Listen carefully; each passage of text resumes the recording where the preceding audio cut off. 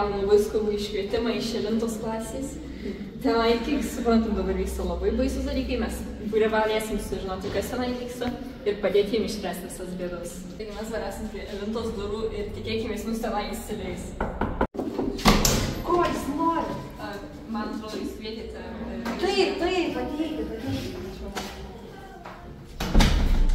Žiūrės durys.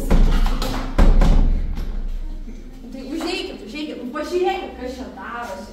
Lytas nešioja, iš kokio medžio jūs iškritę, ko jūs nešat šitos daiktus į klasę? Ąžuolo. Kokio tai ąžuolo?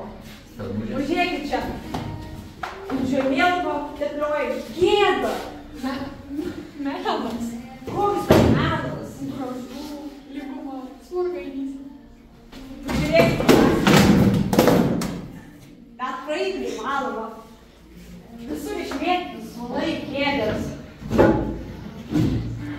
Prie kompo, nuolat nesąmonės. Kažkokią muziką daryti. O čia švaisto mokyklos turtą.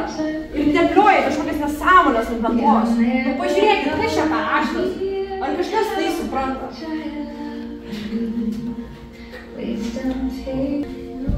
Tai ką jūs pagalvojate daryti dėl to? Nežinau, reikia jūsų pagalbos. Taigi mes matom, kad jums tikrai yra problemų ir mes jums dovanojam šitą nuostabų paliklį, kuris tikėkimės išspręs bent vieną jūsų klasės problemą. Dėkoju.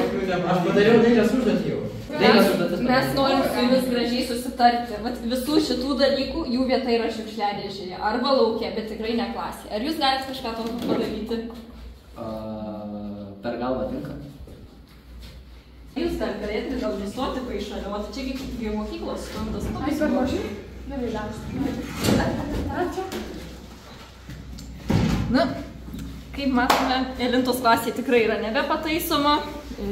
Vargu ar mes čia kažką bepadėsime.